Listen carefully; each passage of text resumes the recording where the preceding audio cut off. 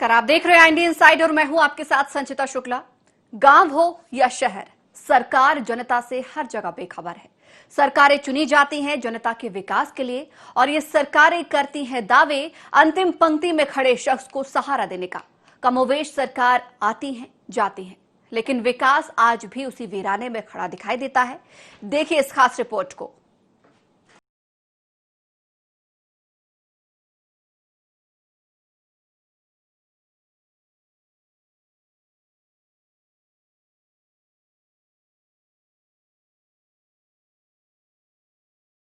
सदी का दौर, विकास की बड़ी बड़ी बातें, लेकिन आदिवासी आज भी पिछड़ेपन का शिकार।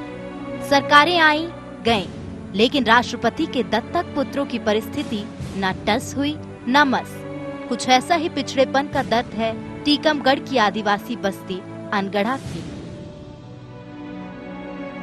समस्या तो सब जी चल रही के है, सो जंगल जात दिन भर और शाम के यहाँ से दो गाठा डाल या 40-50 की हो तो न कहीं से अपने वही में खर्चा चला रहा है। हाँ, समस्या तो कज्जो नहीं थे, मेहनत मजदूरी लग रही, कुछ नहीं लग रही मेहनत मजदूरी।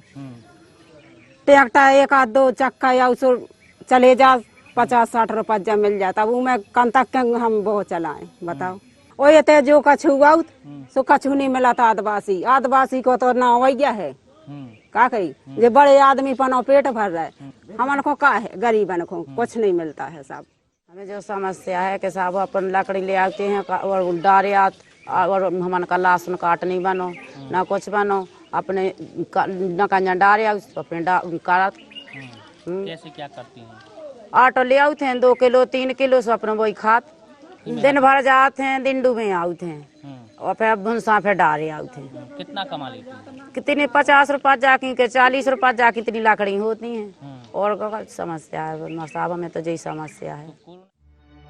लकड़ी काटना और घर चलाना, विकास की ऐसी राह शायद ही देखी होगी आपने। ऐसा लगता है जैसे ये आज की नहीं सदियों पुरानी दास्तान है। इस बस्ती की महिलाएं रोजाना लकड़ियां काटकर उन्हें बाजारों में बेचकर अपना और बच्चों का पेट पालती हैं और इसका मेहनताना है मात्र 50 रुपए। कल्पना मात्र से ही सिहरन होती है, लेकिन उनकी उदासीनता ना तो सरकार को दिखाई देती है और ना ही साहब लोगों को। जिला प्रशासन ने भरपूर प्रयास किया है, घर बैठे पैकेट भेजे हैं, सूखा अनाज भेजा है, सर्वे करवाई है, शासन को जानकारी दी है। टीकमगढ़ में जो जिला प्रशासन ने काम किया है हमें आसपास सुनने को नहीं मिला, पढ़ने को नहीं मिला। जो कलेक्टर मैडम ने मेहनत की है, जो कल्याणकारी योजनाएं हैं उनमें हम सभी का पंजीयन करते हैं। हमने संबल में पंजीयन किया है, मुख्यमंत्री आर्थिक कल्याण योजना में पंजीयन किया है, सभी का पंजीयन करते हैं, शासन को जानकारी भेजते हैं। सीएमओ साहब की माने तो सब कुछ चकाचक है। आदिवासी का जीवन सरकारी योजनाओं से आनंद में है और जो नहीं है उन तक जल्द ही ये आनंद पहुंचा दिया जाएगा, लेकिन सच्चाई इनके बयानों के इतर है। टीकमगढ़ से IND 24 के लिए हेमंत शर्मा की रिपोर्ट।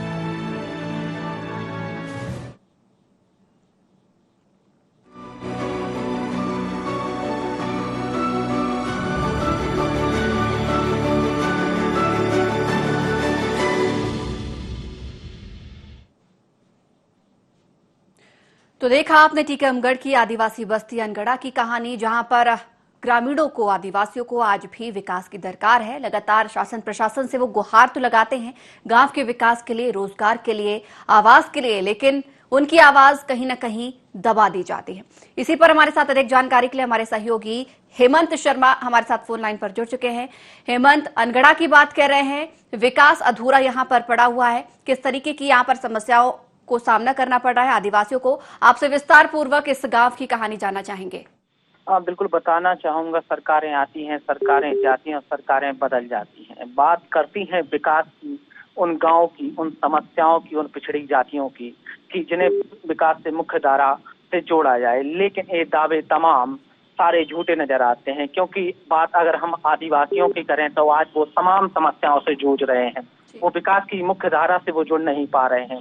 और ऐसी आदिवासी बस्तियों की खबरें हम तमाम देखा करते थे, क्योंकि वो ग्रामीण इलाकों से निकल के सामने आती थी। लेकिन ये जो आदिवासी की तस्वीर है, ये किसी ग्रामीण इलाके की नहीं, किसी जंगल की नहीं, नगर पालिका में आने वाली अनगढ़ा बस्ती की है, जहां के आदिवासियों को सालों से किसी भी योजना का लाभ नहीं मिल रहा हो। मुख्य योजना अगर माने तो उसमें है राशन पानी की समस्या। अब कोरोना का काल है, कोरोना की समस्या है, कोरोना की जंग है, और इस समस्या के साथ ही अगर इन लोगों को अगर राशन इस वक्त भी मुहैया अगर सरकारें नहीं करा पा रही हैं तो ये विडंबना की स्थिति है। सालों से चक्कर लगा रहे हैं, लेकिन राशन कार्ड इनके नहीं बनाए जा रहे हैं। फार्म जमा करने जाते हैं, फार्म फिर वापस आ जाते हैं, फिर जाते हैं, तमाम चक्कर लगाते हैं। उसके बावजूद भी ना प्रशासन सुनने को तैयार है, ना अधिकारी, ना नेता, कोई तक नहीं पहुंचता। पहुंचते तो हैं उस बस्ती में, लेकिन बस्ती के एक छोर से होकर अधिकारी हो या नेता सभी निकल आते हैं और अपनी जिम्मेदारी को भूल जाते हैं। बात अगर अधिकारियों से की जाती है तो साफ तौर पर एक दूसरे पर टीका फोड़ देते हैं और कह देते हैं हमारा काम नहीं है, और अगर है तो सब कुछ बढ़िया है। इस तरह की स्थितियां सामने निकल के आ रही हैं। हेमंत, अगर हम इस बस्ती की आबादी की बात करें तो कितने परिवार यहाँ पर रह रहे होंगे और कितने परिवार जो है सरकारी योजनाओं से वंचित यहाँ पर नजर आ रहे हैं? करीब बताना चाहूंगा 40 से 50 आदिवासी परिवार यहाँ पर रहते हैं, और सालों से वो यहीं निवास करते हैं। इनके पास ना तो कोई रोजगार है खासा, और अगर रोजगार है तो वो है लकड़ी का रोजगार, जो सुबह से निकलना उन महिलाओं को पड़ता है। सुबह निकलते हैं, फिर जंगल जाते हैं, जंगल से वो लकड़ियां काटते हैं, इकट्ठे करती हैं, फिर जाके कहीं वो बाजार में दूसरे दिन बेच पाती हैं। जब का पैसा उन्हें मिल पाता है तो वो 2 वक्त के खाने का इंतजाम कर पाती हैं, और वो भी लकड़ियां 40 से 50 रुपए की महज बिक पाती हैं। और कई इनमें बुजुर्ग महिलाएं भी हैं जो उन लकड़ियों का बोझा सिर पर लाने से थक जाती हैं, और उनसे वो कहती हैं कि ज्यादा वजन अब सहा नहीं जाता, क्या करें, लेकिन पापी पेट का सवाल है, करना तो पड़ेगा, जाना तो पड़ेगा, तभी तो 2 वक्त का खाने का इंतजाम हम कर पाएंगे। और ऐसी तमाम समस्याओं से ये आदिवासी जूझ रहे हैं, जबकि तमाम जो योजनाएं हैं उनमें इन्हें प्राथमिकता दी जाती है, इन्हें आगे बढ़ाने की बात कही जाती है, तमाम प्रयासों की बात की जाती है, तमाम दावे सरकारें करती हैं, लेकिन तमाम दावे इन स्थितियों को देखकर खोखले नजर आते हैं। हेमंत, बिल्कुल ये तस्वीरों के माध्यम से हम देख रहे हैं इस बस्ती की दयनीय स्थिति। लेकिन जिस प्रकार से अभी आपने बताया कि राशन एक सबसे बड़ी समस्या यहाँ पर बनी हुई है, लेकिन अन्य योजनाओं के बारे में भी हम बात करें इस बस्ती में, जैसे बिजली, पानी, आवास, शौचालय, तो ये तमाम सुविधाएं किस प्रकार की हैं वो भी जरा बताएं। बिल्कुल बताना चाहूंगा। रही बात आवासों की, रही बात बिजली की, तो बिजली तो पहुंच गई है, लेकिन किन घरों में बिजली नहीं पहुंची ये भी अभी बात है। लेकिन उसके साथ साथ रही आवास योजना की, तो इन कच्चे घरों को देखकर साफ तौर पर अंदाजा लगा सकते हैं कि किस प्रकार की आवास योजना इन तक पहुंची होगी, किस प्रकार से शौचालय की व्यवस्था पहुंची हुई। ये तो वो लोग हैं जो अभी कह रहे हैं कि आवास तो मिले ना मिले, कम से कम खाने के लिए 2 वक्त का आटा ही हमें मिल जाए, हम तो उसी में खुश हैं। लेकिन प्रशासन अगर वो भी जिम्मेदारी अगर नहीं निभा पाता। यहाँ पर मैं आपको रोकना चाहूंगी, आप लेकिन जुड़े रहिएगा हमारे साथ। इस वक्त हमारे साथ फोन लाइन पर हरिहर गंधर्व सीएमओ नगर पालिका से जुड़ चुके हैं।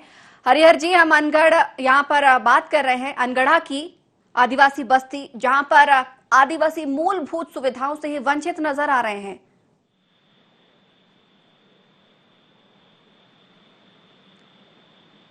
हरिहर जी, यहाँ पर हम नगर पालिका के वार्ड क्रमांक के अंतर्गत आने वाली बस्ती अनगढ़ा की बात कर रहे हैं, जहां पर आदिवासियों को मूलभूत सुविधाओं का अभाव है। ना तो उनके पास राशन है, ना रोजगार है, ना आवास है, ना शौचालय है, ना बिजली पानी की भी समस्याएं यहाँ पर तमाम तरीके की आ रही हैं। आपसे जानना चाहेंगे इस संबंध में। नगर पालिका द्वारा शौचालय बनाए गए हैं जी, जिनके पास नहीं है वो बताएं या आवेदन कर दें, उनके यहाँ तत्काल कार्रवाई की जाएगी जी। ठीक। दूसरा है खाद्य का, तो खाद्य अधिकारी से आपको बात करना पड़ेगी। हरिहर जी, आप सीएमओ हैं? जी हाँ जी, आपका दायित्व बनता है उस गांव में जाकर देखना, आप आदिवासियों की हमने सुध लेना। देखा है, हम हर हफ्ते झाड़ू भी हमारी लगती है, हमारे टैंकर भी जाते हैं, वहाँ पानी की पाइपलाइन नहीं है, हमारी जानकारी में है। झाड़ू से पेट भर जाएगा आदिवासियों का, झाड़ू से पेट भर जाएगा आदिवासियों का। तो ये खाद्य अधिकारी को आपको लगाना चाहिए, उससे पूछना चाहिए ना। चलिए, अधिकारी से तो हम बात करेंगे ही बात करेंगे, लेकिन आपका दायित्व नहीं बनता कि आप भी अपनी तरफ से अधिकारी से बातचीत करें, या फिर आपकी जिम्मेदारी जो है सिर्फ उतना ही देखेंगे नगर पालिका, जितना मेरे अंतर्गत ये काम आता है मैं उतना देखूंगा, बाकी मैं नहीं देखूंगा। सुनोगे ना, अपनी बोलते रहोगे। आपकी सुनने के लिए आपको फोन लगाया है हरिहर जी, आपकी सुनने के लिए आपको फोन लगाया, लेकिन आपका जवाब बहुत जी बोलने भी तो दो। जी, बोलिए बोलिए, आपकी बोलने सुनने नहीं के लिए दे फोन, रहे चलिए बोलिए बोलिए। भाई, आप बोलने दोगे तब बोल पाएंगे ना। जी बोलिए तो सही। हाँ ठीक है। जी शौचालय हमने बनाए हैं, और जिन घरों में शौचालय ना हो हम सर्वे करवा लेते हैं, वहाँ हम बना देंगे। जी हमें कहीं कोई दिक्कत नहीं, ठीक है। पानी पाइपलाइन नहीं है, कुछ जगह पर हम पानी टैंकर भेजते हैं, पानी की सप्लाई हम टैंकर से करते हैं। जी हैंडपंप वहाँ है, अगर खराब होता है तो हम सुधरवाते हैं। जो हमारे दायरे में है, सीमाओं में है, वही हम काम कर पाएंगे ना। चलिए, हमारे साथ हमारे सहयोगी हमारे हेमंत जुड़े हुए हैं, वो भी आपको स्थिति से अवगत कराएंगे। हेमंत, यहाँ पर जो इन्होंने बताया है, ये सारी सुविधा यहाँ पर आदिवासियों के पास में है?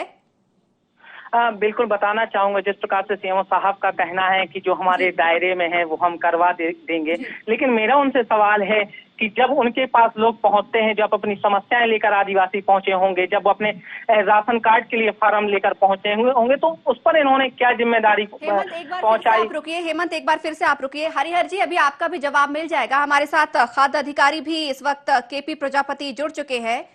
केपी जी, यहाँ पर सीएमओ साहब ने भी कहा है और हमारे पास यहाँ पर खबर भी है, राशन की बड़ी अनगढ़ा बस्ती में दिक्कत आ रही है, राशन नहीं पहुंच पा रहा है। लॉकडाउन में यहाँ पर आदिवासी परेशान हो रहे हैं। और यहाँ पर हरिहर जी हैं जो हमारे साथ जुड़े हुए हैं सीएमओ, उन्होंने भी कहा है कि ये खाद्य विभाग बड़ी लापरवाही कर रहा है। आपको नहीं लगता यहाँ पर आदिवासियों तक राशन पहुंचना चाहिए? हमारे जो पात्र उपभोक्ता हैं जी, जो हमारे उचित मूल्य दुकान से जुड़े हुए हैं, उन सभी को राशन पहले तो 3 माह का एक मुश्त उपलब्ध करा दिया गया है। जी, ठीक है ना। अब अगस्त मतलब मार्च में ही, मार्च अप्रैल मई 3 माह का उनको एक मुफ्त उपलब्ध करा दिया गया है। जी, फिर 2 माह का प्रधानमंत्री कल्याण योजना, जिसमें चावल वितरण अप्रैल मई का वितरण किया जा रहा है 5 किलो प्रति सदस्य के मान से। जी, ठीक है ना। और 2 किलो दाल निःशुल्क उपलब्ध कराई जा रही है जी। हेमंत जी, ऐसा कुछ है, ऐसा सब कुछ है जिस प्रकार से इन्होंने बताया है, ऐसा सब कुछ है?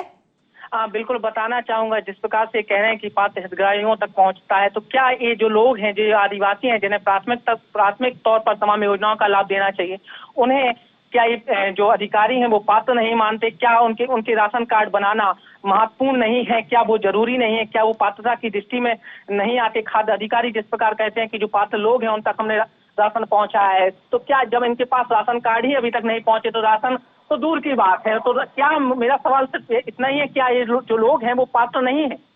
जवाब देंगे पीजी। हाँ, पात्रता निर्धारित करना नगरीय निकाय का काम है जी, जो पात्रता पर्ची जारी हो जाती है नगरीय निकाय से, ऑनलाइन की जाती है, समग्र पर बायोडाटा ऑनलाइन नगर पालिका है, ग्राम पंचायत में ग्राम पंचायतें करती हैं, उनको वो पात्रता निर्धारित करती हैं, पात्रता पर्ची उनके आधार पर जारी होती है।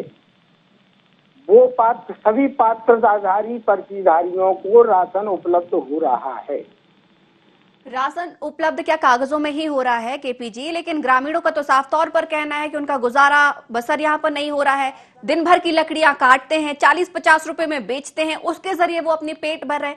आप कह तो रहे हैं राशन वितरण हो रहा है, राशन उनको मुहैया कराया जा रहा है, लेकिन कभी आपने हकीकत जानने की कोशिश की है? आप गांव गए हैं, वहां पर बस्ती में जाके देखा है कि वाकई राशन उन तक पहुंच रहा है या नहीं पहुंच रहा है? हर पर डे देखते हैं दुकानों को। ऐसी किसी राशन कार्डधारी की समस्या आती है कि हमको, हमारे पास जो आ रहे हैं वो अधिकतर वो लोग हैं जिनके पास पात्रता पर्चियां नहीं है जारी।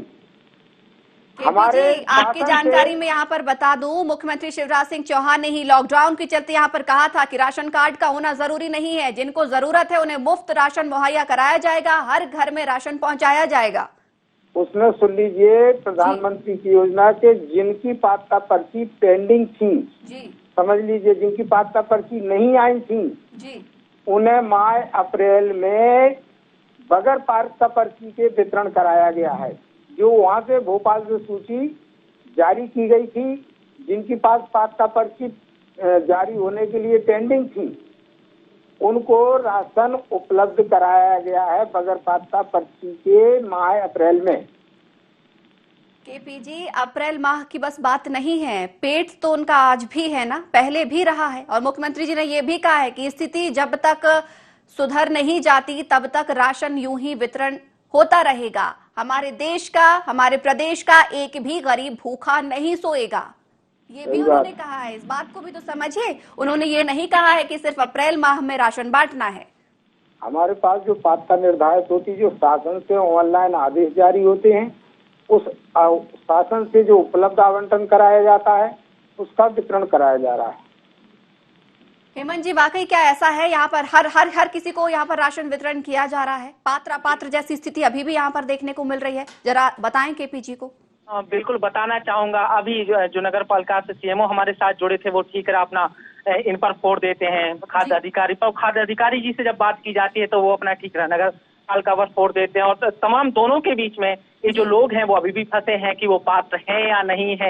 यही चिन्हित नहीं कर पा रहे हैं कि वो पात्र हैं, लेकिन वो अपनी गरीबी और अपनी पात्रता इन तस्वीरों में बता रहे हैं। पात्र अपात्र की बात ही अभी नहीं हो रही है, पात्र अपात्र की स्थिति अभी है ही नहीं कि आप पात्र और अपात्र देखें, यहाँ पर पर्चियां देखें या ऑनलाइन चीजें देखें। यहाँ पर मुख्यमंत्री का साफ तौर पर आदेश है कि हर घर में राशन होना चाहिए, आप फिर भी पात्र और अपात्र पर अटके हुए हैं।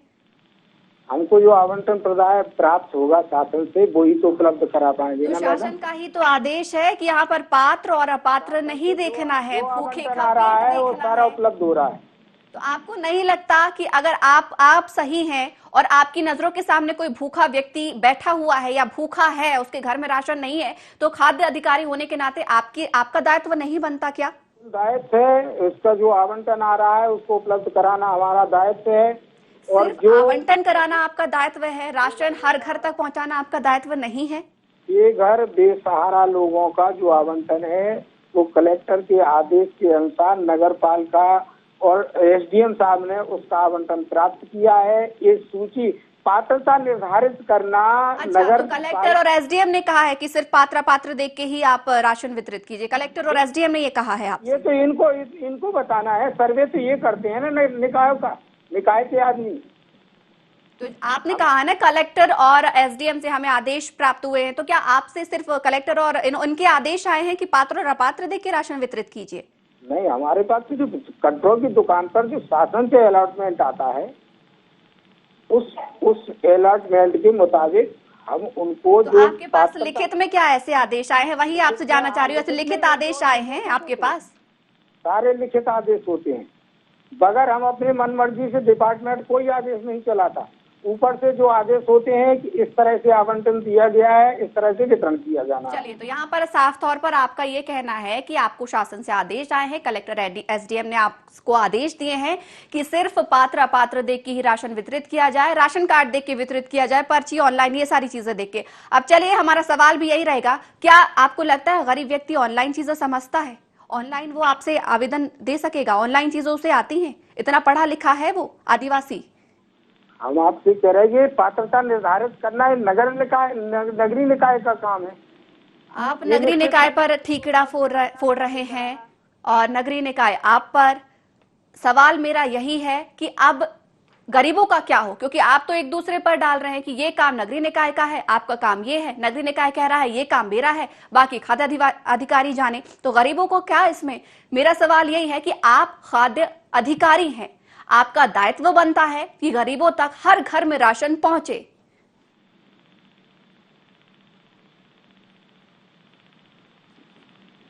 केपी जी,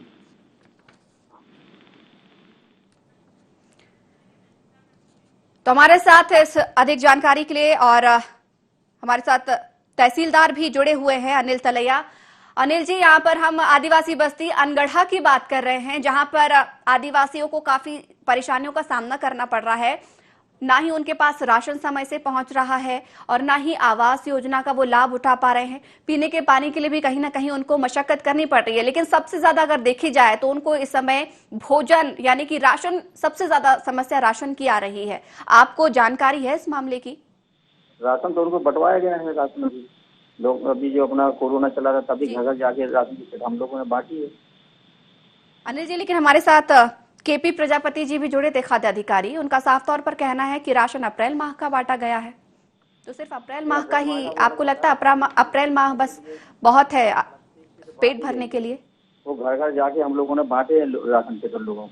और उन्होंने तो इस बात से साफ तौर पर इनकार कर दिया। उनका ये कहना है कि हमारे पास आदेश है शासन प्रशासन के कि पात्र और अपात्र लोगों को ही राशन बांटना है, तो हमने पात्र और अपात्र लोगों को देख के ही राशन बांटा है, इसके आगे हम कुछ कर नहीं सकते। और आप कह रहे हैं कि घर घर जाके राशन वितरण हुआ है? हम घर में जाके देखा, टीम गई थी पूरी, घर घर जाके देखा था, उनको राशन के वितरण किए गए जी। तो मैं वही तो आपको बता रही हूँ कि हमारे साथ खाद्य अधिकारी भी जुड़े थे, केपी प्रजापति, तो उन्होंने तो साफ तौर पर यह कहा कि हमने पात्र और अपात्र देख के राशन वितरण किया है, और जो मुख्यमंत्री के आदेश थे तो सिर्फ अप्रैल माह का वितरण किया है राशन का। लेकिन मेरा सवाल यह है कि अगर अप्रैल माह का बस घर घर जाकर राशन वितरण किया है, तो लॉकडाउन तो 3 माह का था, अभी भी स्थिति गंभीर बनी हुई है, अभी भी गरीबों के पास राशन नहीं पहुंच पा रहा है, तो क्या सिर्फ अप्रैल माह में बाकी सारी चीजें उनकी कवर अप हो जाएंगी? चलिए, तो यहां पर भी उन्होंने भी फोन काटा, जिस तरीके से केपी प्रजापति ने भी काटा। हमारे साथ हमारे सहयोगी लगातार हेमंत फोन लाइन पर जुड़े हुए हैं। हेमंत, क्या माना जाए, इस तरीके के अधिकारियों के जो गोलमोल जवाब आ रहे हैं और अपनी अपनी जिम्मेदारियों से हाथ खड़े हुए नजर आ रहे हैं, क्या स्थिति देखी जाए कि आगे भी स्थिति सुधरने के आसार है या आदिवासी गरीब यूं ही ऐसे परेशान होता रहेगा? जिस तरह से विडंबना की स्थिति हम देख रहे हैं कि जब मीडिया से ये अधिकारी बात करना नहीं चाहते, उनके सवालों के जवाब देना नहीं चाहते और तमाम समस्याओं की पर बात करना नहीं चाहते, बात इन आदिवासियों की है, उन आदिवासियों की जो पिछड़ी जातियों में आते हैं, लेकिन उसके बावजूद भी इंटीग्रेशन की समस्या लगातार बनी हुई है। बात हम आज की, कल की, परसों की नहीं कर रहे हैं, बात हम सालों की कर रहे हैं, उस वक्त की कर रहे हैं जब से लोग परेशान हैं। लेकिन अभी तक इनके पास राशन कार्ड ही नहीं पहुंचे, तो इन्हें पात्र कैसे ये लोग मानेंगे? और अगर ये पात्र नहीं मानेंगे तो सरकारी सिस्टम है, पात्रों को तो लाभ नहीं मिलता, तो जो पात्रों की श्रेणी में जिन्हें नहीं रखा जाता तो उन्हें ये लाभ कैसे पहुंचाएंगे, उन तक राशन कैसे पहुंचाएंगे? तो सबसे पहले तो इनके राशन कार्ड बनवाना जरूरी है, और ये प्रशासन को ये समझना चाहिए कि इन लोगों के राशन कार्ड बनाए जाए, उन्हें पात्र हितग्राहियों की श्रेणियों में रखा जाए, उसके बावजूद उन्हें फिर राशन मुहैया कराया जाए। लेकिन जब अधिकारी के गोलमोल जवाब आते हैं, कहीं एक दूसरे पर ठीकरा फोड़ दिए जाते हैं, कहीं फोन काट दिए जाते हैं, कहीं जवाब नहीं दिए जाते हैं, कहीं सवाल सुनते ही नहीं है अधिकारी, तो इनकी समस्याएं समझ में नहीं आ रही कि आखिर इन समस्याओं का समाधान कौन करेगा, कैसे होगा समाधान? क्योंकि ये तो अब साफ हो गया कि यह आदिवासी क्यों परेशान है। जब मीडिया के सामने इस प्रकार के गोलमोल जवाबों में उलझा रहे हैं मीडिया को भी, तो उन आदिवासियों को भोलेपन का फायदा तो लंबे समय से उठाया ही जा रहा है, क्योंकि अगर आदिवासी पहुंचते होंगे तो इसी प्रकार की बातें उनसे भी की जाती होंगी, वो भी चक्कर लगाकर घर अपनी वापसी कर जाते हैं। क्या करें? हेमंत, राशन कार्ड के लिए कब से यहाँ पर हितग्राही परेशान हो रहे हैं? कितना लंबा समय हो चुका है राशन कार्ड के लिए? कई लोग तो ऐसे भी हैं कि जिनके पास ना तो राशन कार्ड आज थे, ना कल थे, ना परसों थे, सालों के गुजर गए, लेकिन इनके पास राशन कार्ड। मैं आपको रोकना चाहूंगी, हमारे साथ इस वक्त फोन लाइन पर सौरभ मिश्रा एसडीएम टीकमगढ़ से जुड़े हुए हैं। सौरभ जी, बहुत स्वागत है आपका आईएनडी में। और आज हम अपने खास प्रोग्राम में आदिवासी बस्ती जो अनगढ़ा है, नगर पालिका के वार्ड क्रमांक 1 के अंतर्गत आती है, उसके बारे में बात कर रहे हैं। यहाँ पर राशन वितरण प्रणाली जो योजना है उसमें बड़ी धांधली देखने को मिल रही है, और हमारे साथ लगातार खाद्य विभाग के अधिकारी, सीएमओ, तमाम लोग जुड़े हैं और एक दूसरे पर ही इस मामले का ठीकरा फोड़ते हुए नजर आ रहे हैं। और कहीं ना कहीं यहाँ पर आपका भी नाम लिया गया है कि हमारे पास से यहाँ एसडीएम का भी आदेश आया है कि सिर्फ पात्र लोगों को ही राशन दिया जाए, जबकि अगर देखा जाए लॉकडाउन एक लंबे समय तक चला है, अभी भी स्थिति नियंत्रण में नहीं है। मुख्यमंत्री जी ने कहा था साफ तौर पर कि राशन गरीबों तक पहुंचाया जाए, लेकिन उन्होंने कहा कि आपके आदेश हैं कि सिर्फ पात्र लोगों को दिए जाए, तो क्या ऐसा कुछ है? देखिए मैडम, मैं एज एसडीएम टीकमगढ़ अभी मैंने कल ही ज्वाइन किया है जी। और मैं इसकी अभी तक मेरे पास ऐसी कोई जानकारी नहीं आई, ना कोई शिकायत आई है। मैं इसके बारे में जानकारी लेके बिल्कुल जो पात्र लोग हैं या जो नियम है शासन का, उसके हिसाब से काम किया जाएगा जी। है ना? और मेरी तरफ से ऐसे कोई अभी तक कोई लिखित में आदेश नहीं किए गए हैं कि इसको दिया जाए या इसको नहीं दिया जाए। सौरभ जी, बिल्कुल हम चाहेंगे आपसे, आप इस प्रोग्राम को आप देखिएगा। यहाँ पर साफ तौर पर जो कि खाद्य अधिकारी हैं केपी प्रजापति, साफ तौर पर आपका नाम लेकर उन्होंने एसडीएम कहा कि एसडीएम के ही हमारे पास, कलेक्टर के एसडीएम के आदेश हैं, पात्र और अपात्र देख ही राशन देखें। लेकिन अभी वक्त नहीं है पात्र और अपात्र देखने का, क्योंकि मुख्यमंत्री के भी आदेश है कि हर घर में राशन पहुंचे। जी हाँ, बिल्कुल माननीय मुख्यमंत्री जी के आदेश का शब्द से पालन किया जा रहा है। लेकिन अभी मैंने आपको जैसा कि बताया कि मैंने ऑफिस में अभी ही चार्ज लिया है, कल दोपहर बाद लिया है, और मेरी तरफ से अभी तक 24 घंटे में कोई आदेश ऐसा नहीं हुआ है, और हम लोग इस बात का विशेष ध्यान भी रखते हैं। बिल्कुल सौरभ जी, हम चाहेंगे आप जाइएगा बस्ती अनगढ़ा, एक बार फिर से आपको बता दूं, आप जाइएगा, आपको कई अनियमितताएं वहां पर देखने को मिलेंगी और बहुत सारी धांधली भी आपके सामने उजागर होंगे और हम चाहेंगे कि अगर ऐसी कुछ कमियां आप पाते हैं तो उन पर सख्त से सख्त कार्रवाई भी की जाए। बहुत बहुत धन्यवाद हमारे साथ जुड़ने के लिए। तो लगातार आज हम बात कर रहे थे टीकमगढ़ के नगर पालिका वार्ड क्रमांक 1 के अनगढ़ा बस्ती की, जहां पर राशन वितरण योजना हो, चाहे आवास योजना हो, बिजली पानी जैसी समस्याएं हो, आदिवासियों को परेशानियों का सामना करना पड़ रहा है। थोड़े से सीमित साधनों में आदिवासी अपना पेट भरने को मजबूर है। खासतौर पर सबसे बड़ी दिक्कत यहाँ के अधिकारी ही इन योजनाओं पर पलीता लगाते हुए नजर आ रहे हैं और मुख्यमंत्री की योजनाओं को आदिवासियों तक पहुंचने पर रोक रहे हैं। तो उम्मीद करेंगे इस कार्यक्रम के माध्यम से ही कि आदिवासियों तक वो योजनाएं पहुंचे और अधिकारियों के कार्य में जुड़ेंगे। इसी के साथ ही हमारे इस खास कार्यक्रम में फिलहाल इतना ही। आप बने रहिए IND 24 के साथ।